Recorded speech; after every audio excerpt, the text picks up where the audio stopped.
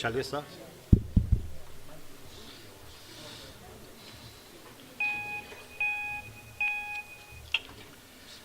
بسم الله الرحمن الرحيم لا حول ولا قوة إلا بالله العلي العظيم الحمد لله رب العالمين وصلى الله على سيدنا ونبينا أبي القاسم المصطفى محمد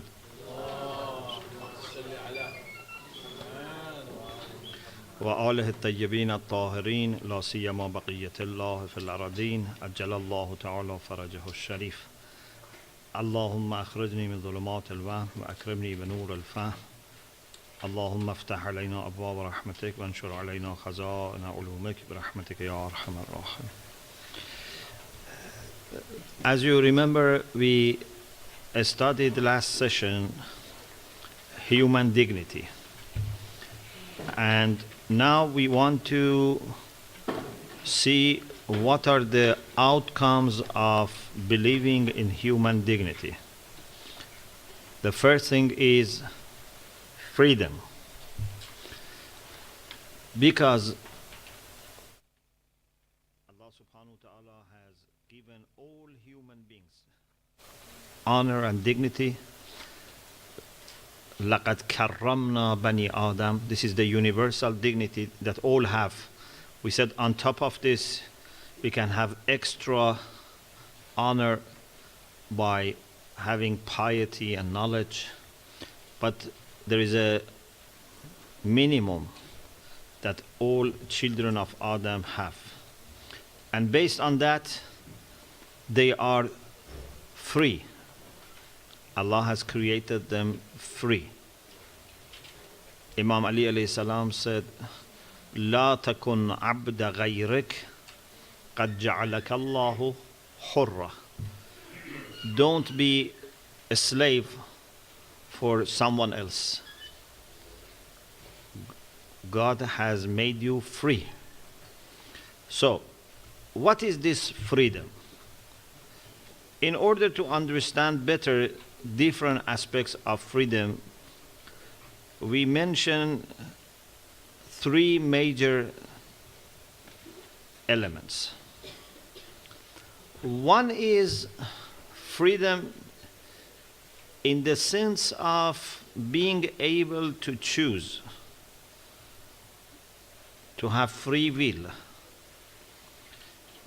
This is something that we are given automatically.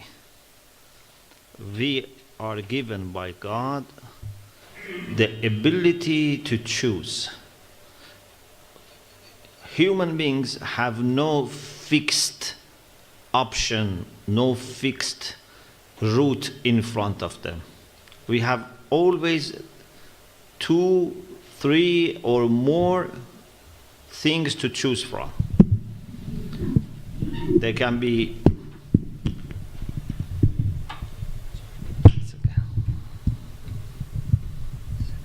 yes, thank you.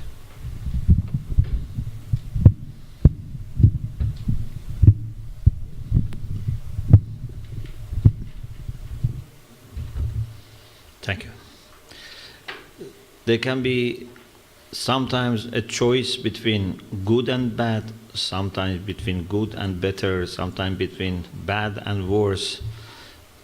Sometimes they are equally good or equally bad. There can be many different possibilities, but always there is something to choose from.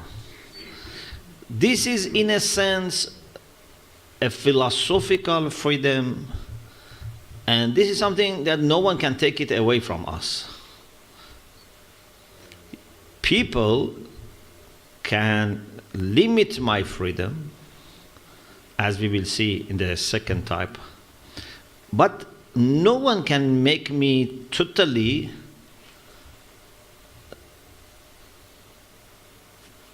free from, choice, or, unable to choose. For example, suppose you want to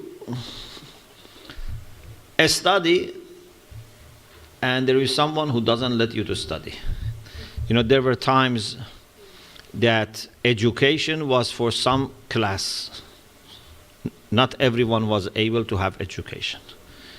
We have famous story that one of the Iranian kings, Anushirwan, who is actually normally called Adil, he was described as just, but he was not happy that simple people like, people who do farming or, trade or have shops to have education.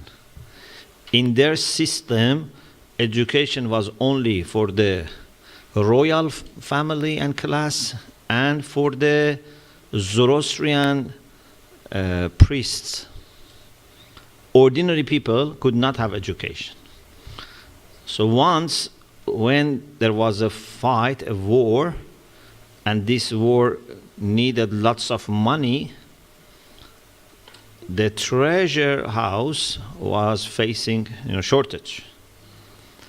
And there was a businessman who had lots of money. And they asked him to lend the money to the government. And he said, I am happy, but please, if you could also let my son study. And he said, no. We don't take your money and we don't let your child study. So education was something which was banned for ordinary people. So, but if you are banned to do something, or you are forced, for example, they say, if you don't do this, we kill you, or we put you in prison, still you are free. Philosophically, you are free. You can say, no, still I want to do this.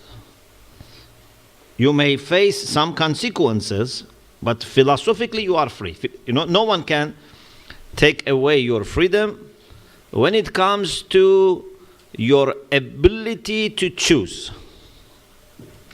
So, this is the first dimension of freedom. This is not something that is very complicated. What we normally mean by freedom is the second and sometimes the third. Second is freedom in the sense of socio-political freedom. Not just that you are philosophically free to choose. Freedom in the sense that other people would not interfere in your choice. They would let you decide what you want to do. Sometime in a society, either because of governments or some powerful groups or parties, or because of social class, or because of superstitious ideas, there is some pressure that people are not able to exercise their freedom. Freedom to speak, freedom to believe, freedom to exercise your religious duties, your moral duties. These are all different aspects of socio-political freedom. The third aspect of freedom is internal freedom. It's moral freedom.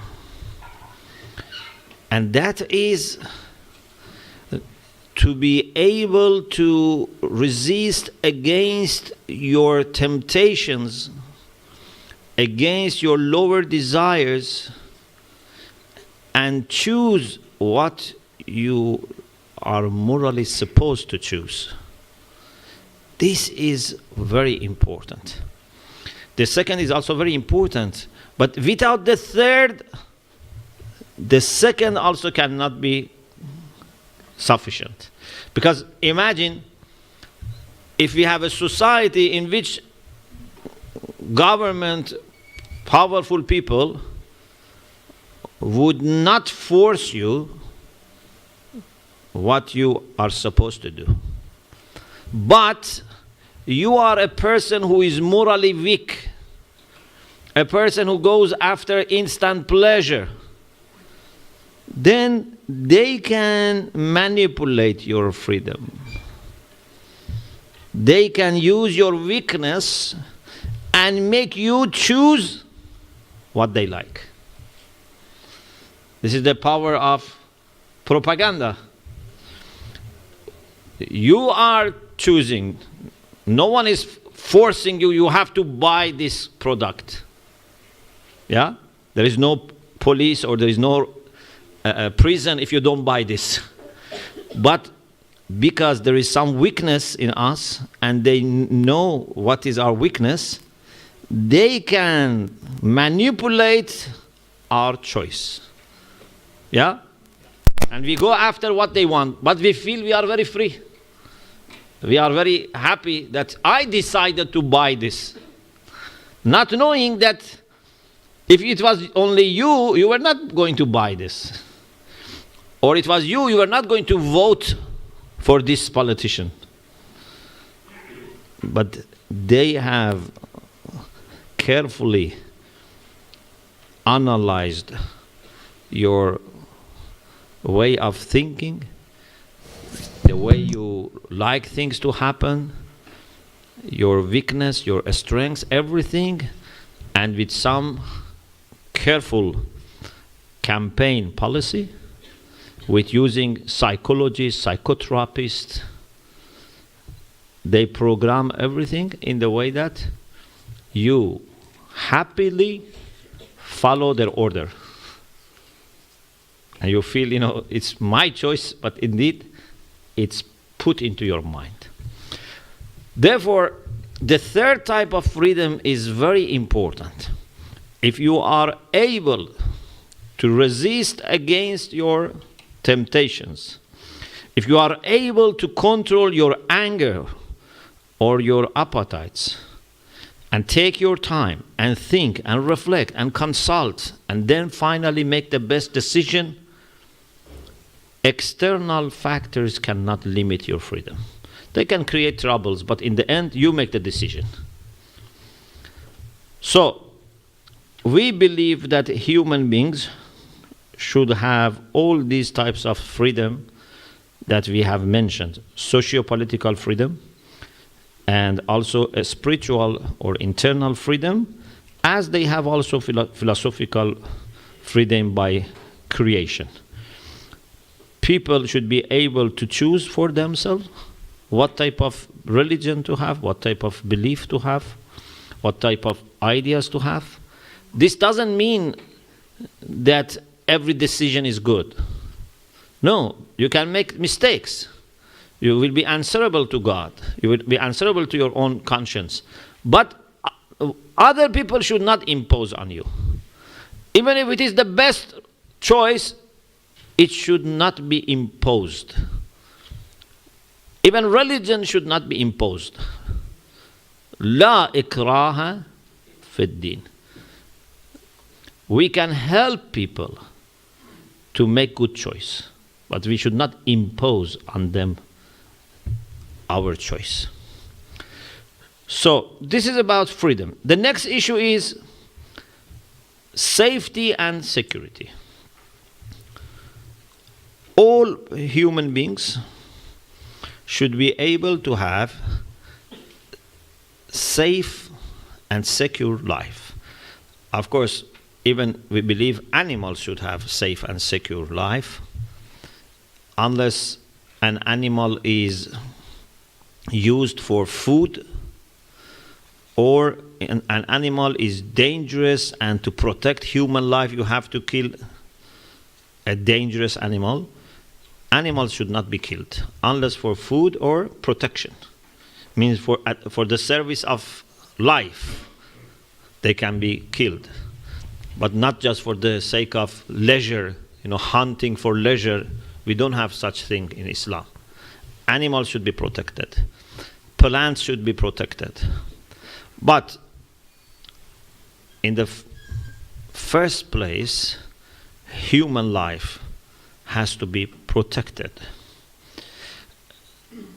We should not harm each other's physical safety or security. We should not also harm psychological safety or security of people. For example, sometimes maybe people don't kill you, but keep annoying you. They say you are alive. Yes, I am alive, but you are always, bothering me. You are annoying me. You are hurting me. You are humiliating me. It's not just a matter of being alive. You say, still you are breathing. Yes, I am breathing, but you keep annoying me. المسلمون من سلم المسلمون من يده ولسانه. A believer is the one that others are safe with respect to his hand and tongue. Tongue is not killing normally.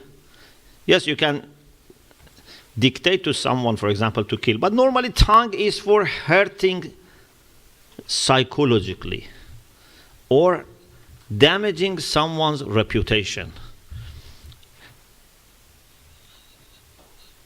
Sometimes people don't kill you, but they damage your reputation.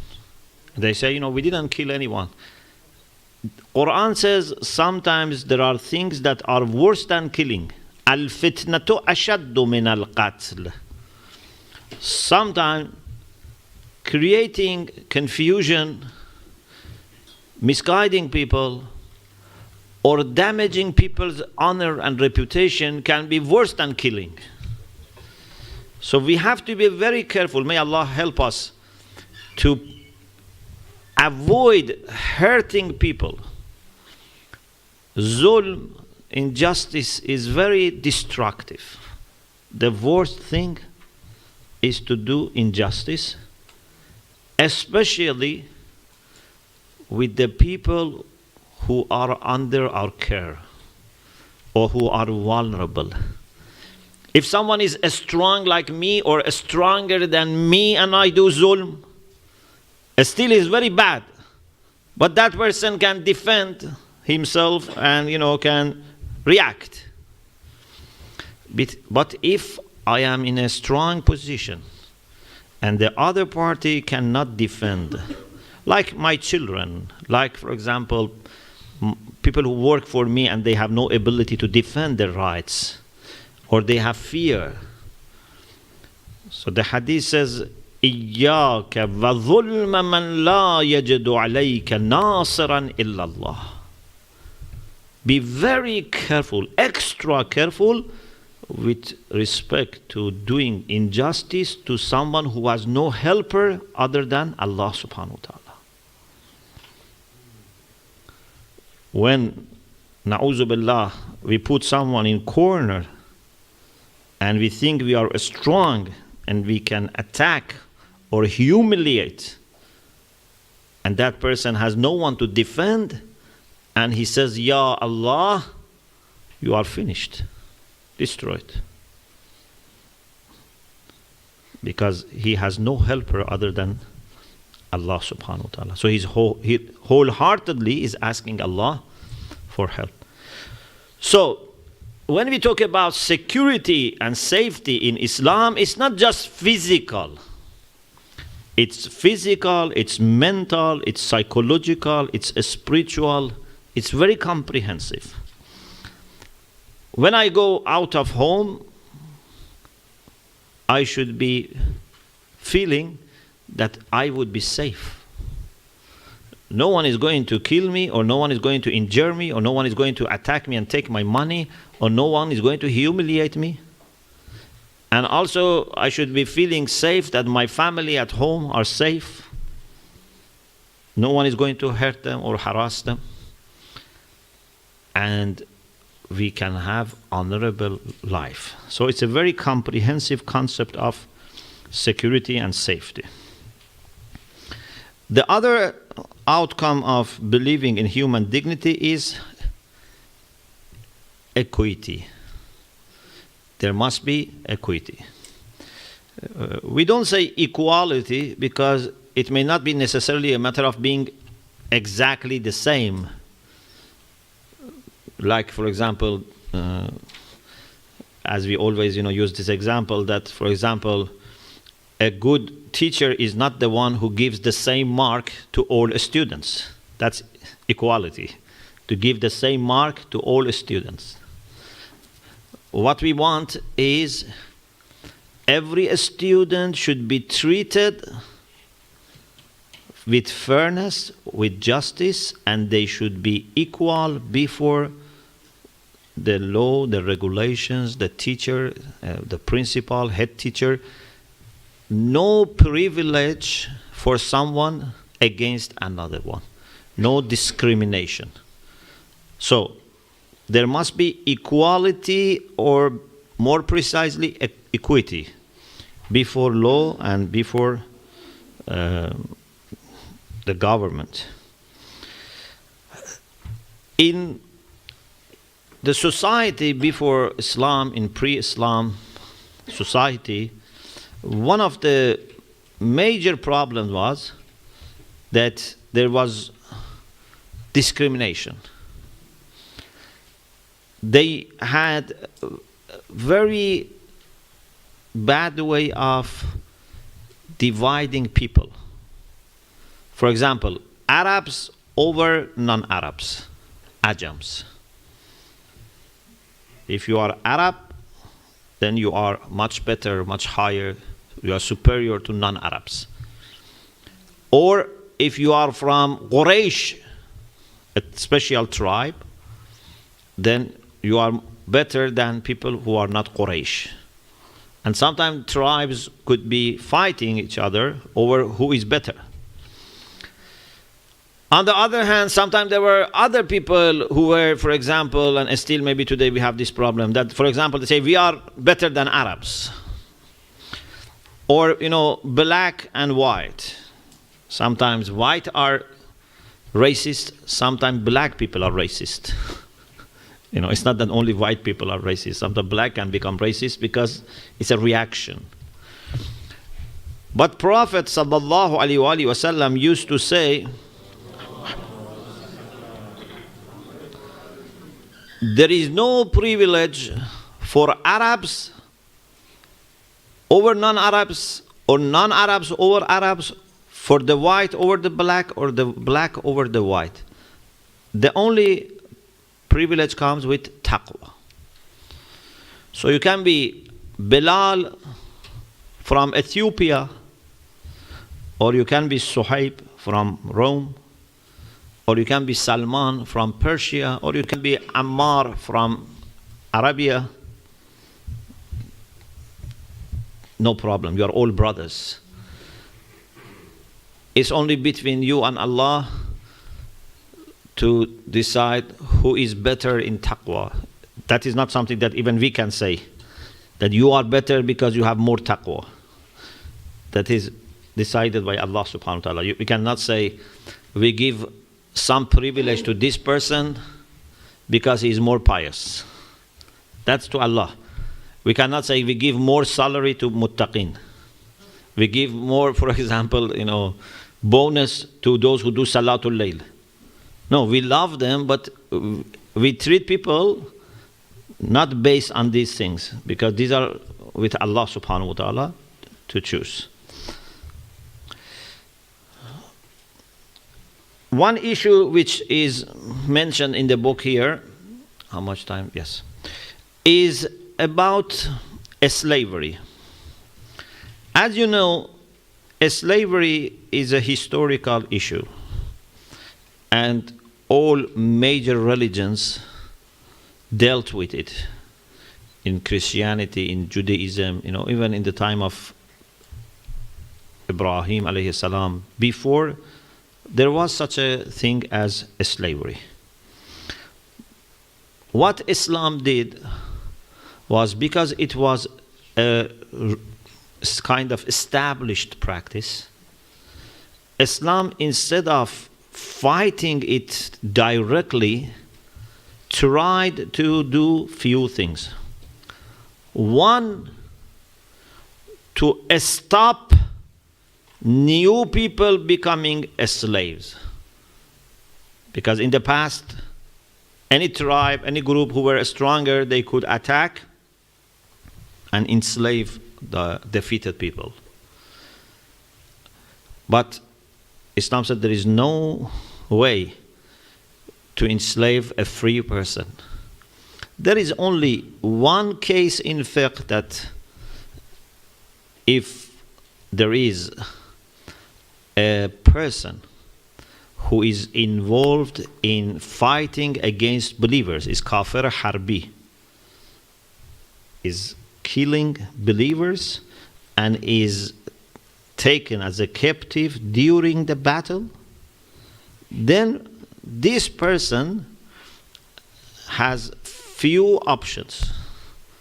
One is to be freed with taking some compensation. One is to be freed just by having favor on him. One is to do something like, for example, teaching Muslims how to read, how to write, will be freed. Or it can be by exchange. Instead of them releasing some Muslims, they can be also released. Finally, if there is no other way that works, then this person can become a kind of captive, but no other way. This is the only way that if a person who has been killing believers is taken in the battle and there is no other way to free him, then that's the only way of becoming a slave. But then for these people and the people who were from before, lots of rules and recommendations to free them. For example, some sins cannot be forgiven except by releasing a slave. Or at least one option for compensation is to free a slave. Like if you break your fast deliberately, one kafara is to free a slave. Another kafara is to fast 60 days, for example, or feed 60 people. Or, for example, there are some rules in fiqh that people, because of marriage, then become free. Or people are recommended to get Allah's forgiveness to release slaves. So, very quickly in the Islamic world, slavery was limited and finished. But in the rest of the world, unfortunately, it continued. In the year 1860, not very far, there were more than 4 million slaves in the United States.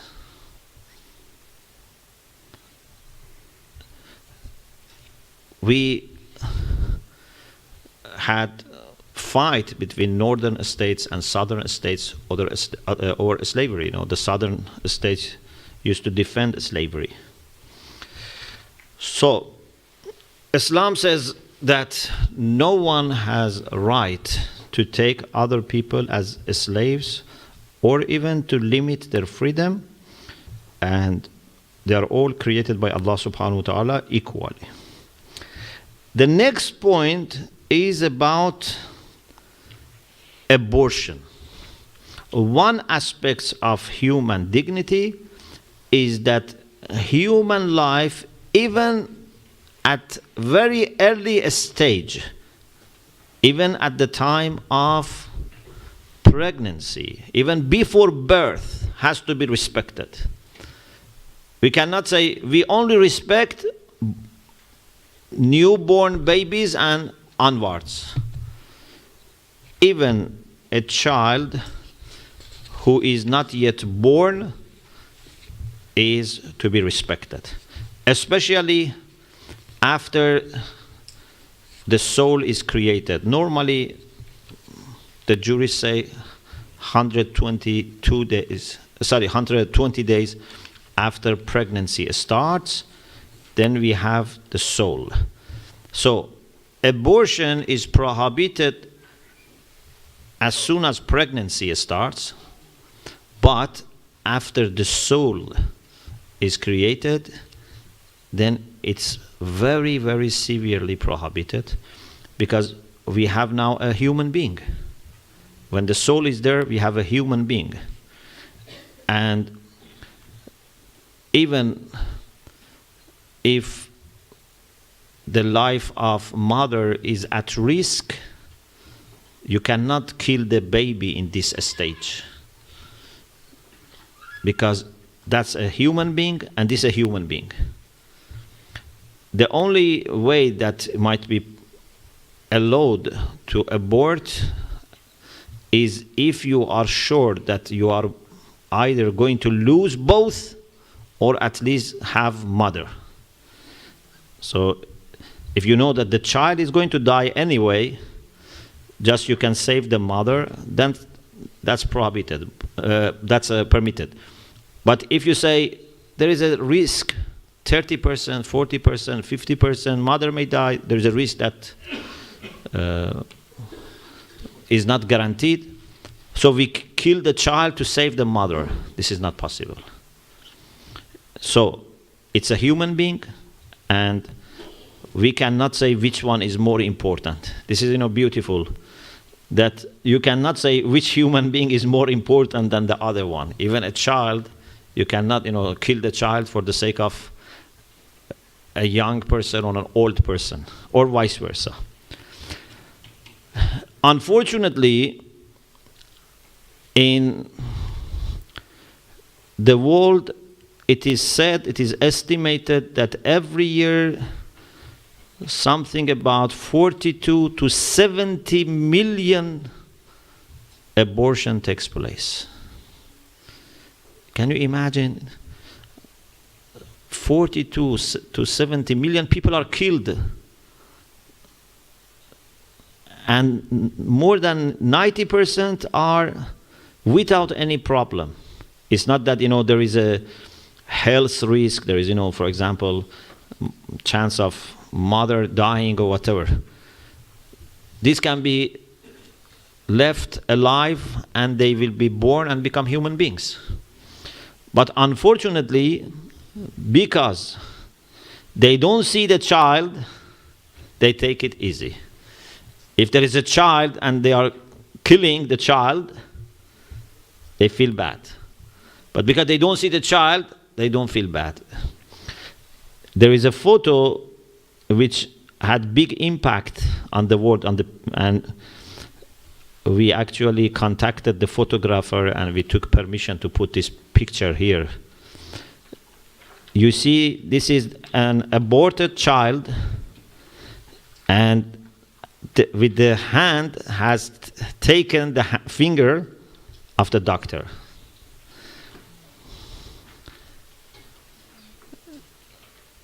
Did you see the picture?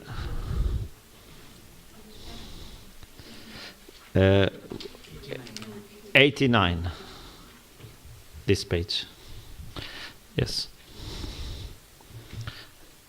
When you see this, how can you abort a child? These are innocent human beings that are unfortunately being killed in millions every year.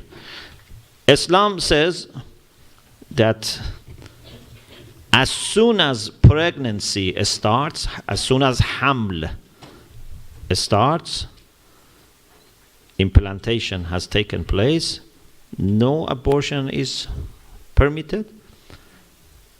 But this becomes more severe after the soul is created.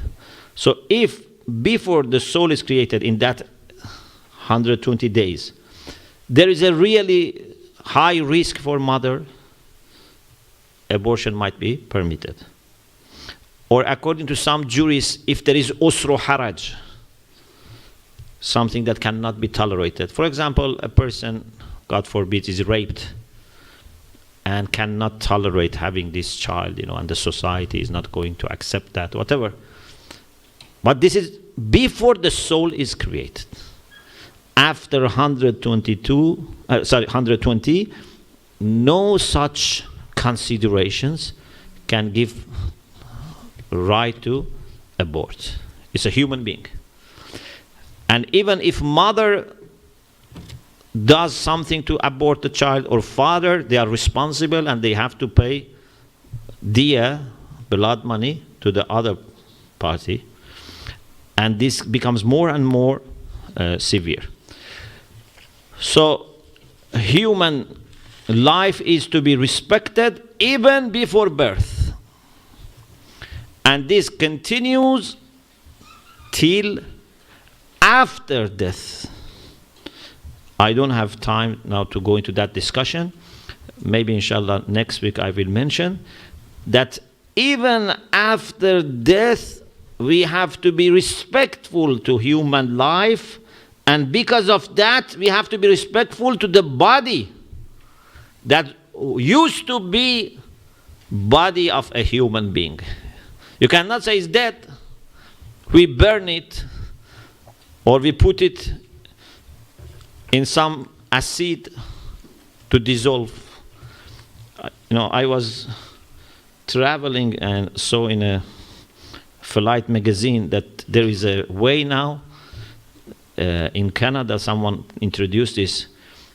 They put the human body into acid, but in a not a sleeping, like a slippery, in an angle, so that the person doesn't think of being drowned. Okay? But little by little, acid dissolves and finishes. How can you do this with a human being? This is a body of a human being and has to be respected, has to be washed, has to be covered, dressed, and buried very respectfully. To the extent that our hadiths say, this is very beautiful. إِنَّ اللَّهَ حَرَّمَ مِنْهُ مَيِّتًا مَا حَرَّمَ مِنْهُ حَيًّا. Whatever you cannot do to a living body, you cannot do to a dead body. You cannot injure a dead body. You cannot remove the organs unless for the sake of saving life. That's another issue. But just as a routine, open the body and displace organs, no. And inshallah there is a beautiful hadith I will read for you next week, that even this can lead to paying diya.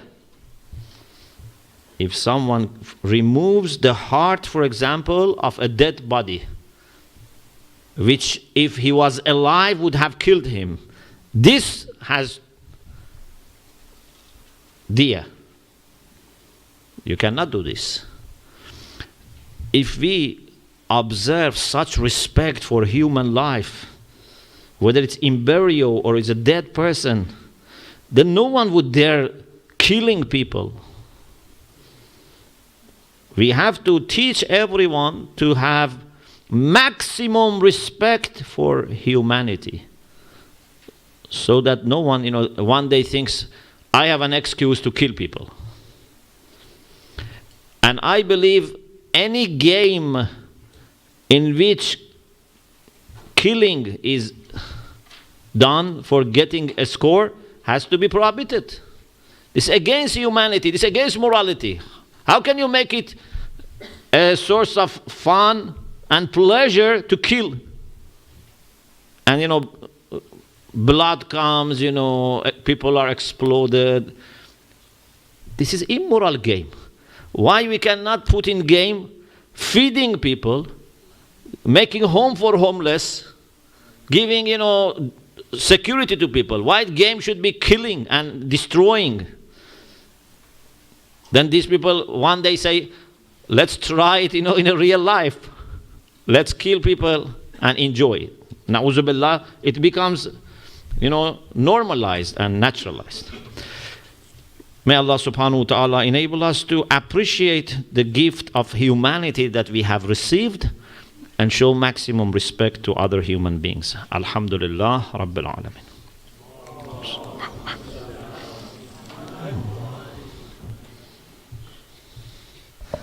Thank you very much.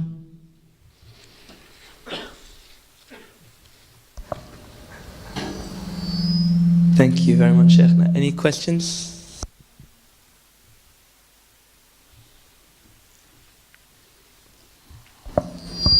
Thank you. Yeah. You know, recently I came across this question. People questioned me, can you prove Sayyid or Siyadat, where it comes from and since when it comes? And their point was the point that you mentioned here about the discrimination that it got away after Islam, after between Ajam and Arab and Quraysh and other tribes. And the main point of Islam was to avoid this kind of discrimination. Why we segregate the Sayyid from Prophet Muhammad sallallahu alaihi wasallam blood with other people, and why there is a saying that if Sayyid people does a good deed is doubled, or does the bad deeds is going to be doubled as well. And my question is regarding that, and I have another question about the Siyadat, which I will ask you after. Thank you. To be related to the Prophet sallallahu alaihi wasallam,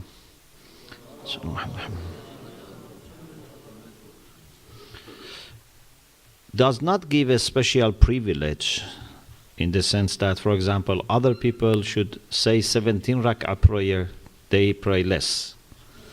Or for example, people give 20% khums, the Sayyids give less. No, everything is the same. But in order to show our love to the Prophet and respect to the Prophet, we try to also show love and respect to everyone who has some connection. For example, we should show love to all believers in the Prophet, all mu'mineen, ulama, elderly people. You know, elderly people are very important.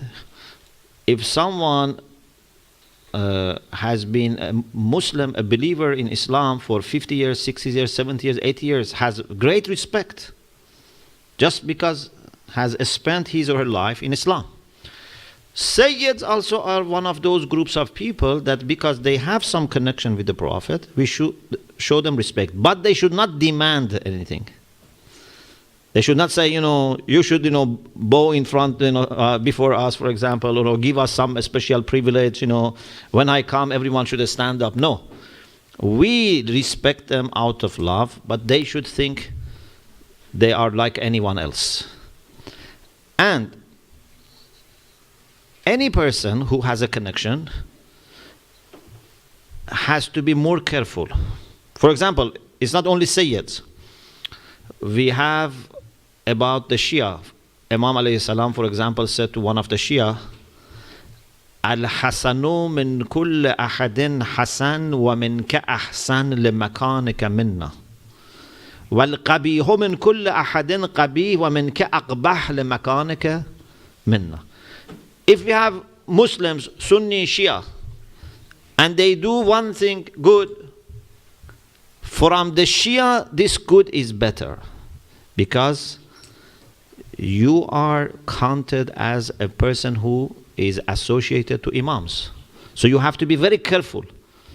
Don't let other people precede you in taqwa.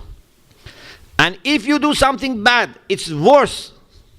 Because they don't have Imams. They are not counted as Shia of Imams. Or we have about wives of the Prophet. من يأت منكن بفاحشة مبينة يضاعف لها العذاب. If they commit a sin, azab is more for them. Allah says azab is multiplied for wife of the Prophet. So it's not a kind of discrimination. It's a matter of whoever has more responsibility. If he does his responsibility, he gets more reward, but if he doesn't do it, gets more blame. Teachers, ulama, elderly people, they're all the same. Leaders. So we respect Sayyids, we love them because of love for the Prophet, but not a sign of them thinking they are privileged, they are better than other people, they are going to go to heaven automatically. No. My other question is, if there is a ziyadat, we can prove it with like.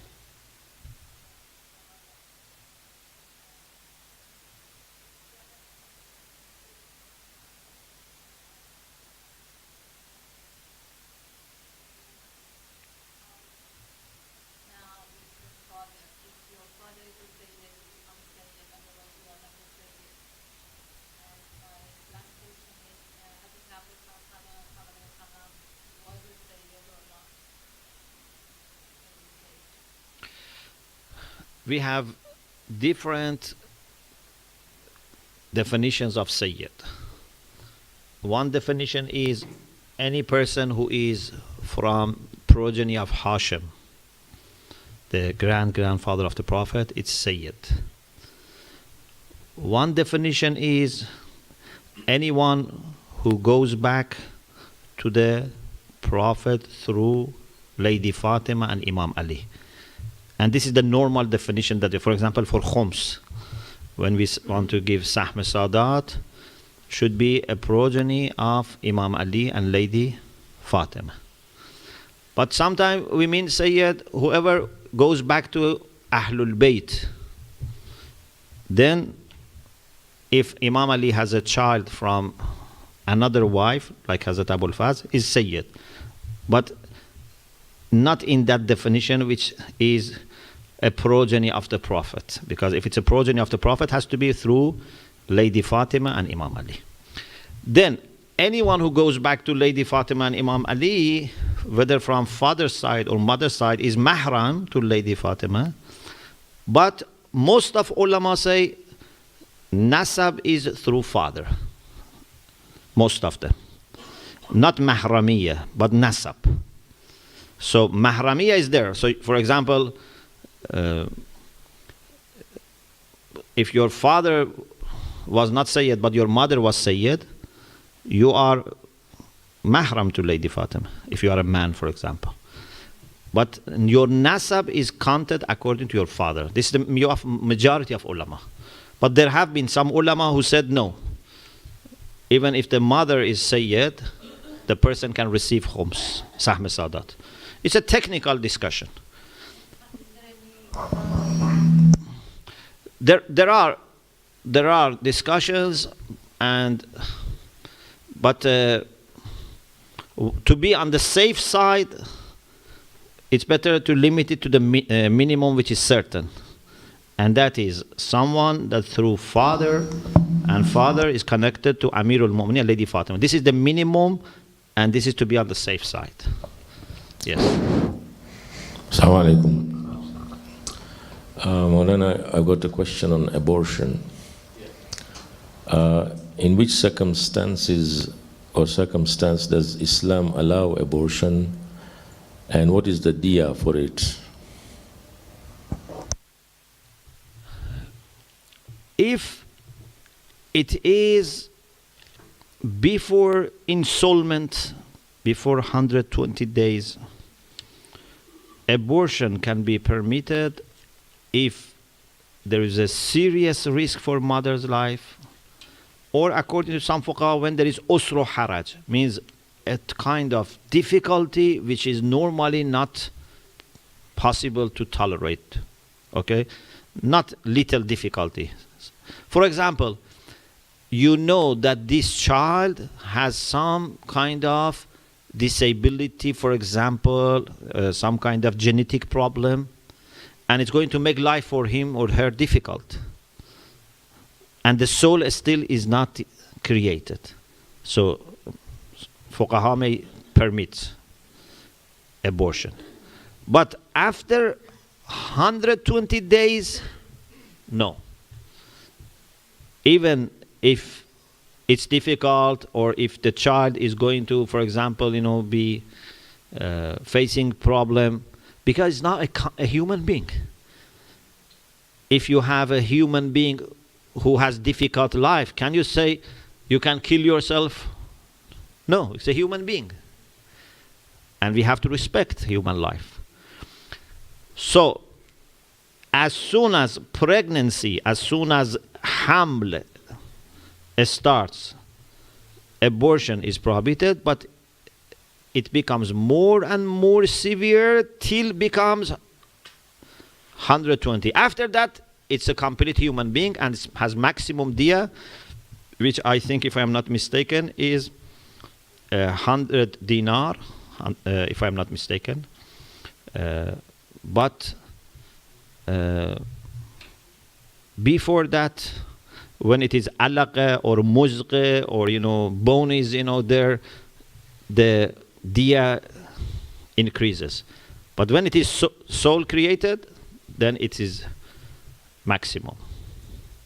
Inshallah, next week I read for you one hadith about causing harm to the body of dead person, and also there is diya, and there's a beautiful point in that hadith about to whom this diya should be given. Inshallah, I read for you next week.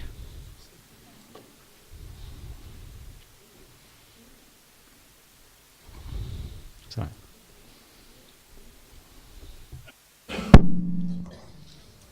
Assalamu alaikum wa rahmatullah. And thank you very much, Sheikh, for that enlightening lecture. I see many lights, faces with beautiful faces here coming back from Karbala. May all your ibadat be accepted. And you are an honor for our community that you have gone and visited Abu Abdullah al-Hussein. Please salawat. Allah salli ala Muhammad. I know we all love these mobile phones, but at the same time, we hate them at the same time every Tuesday after 7:45. So when we come to the class, please switch them off. It's really disturbing, and we have had complaints as well. So please switch these off, inshallah. I wanted to say regarding the books, there are some students who have not collected books yet.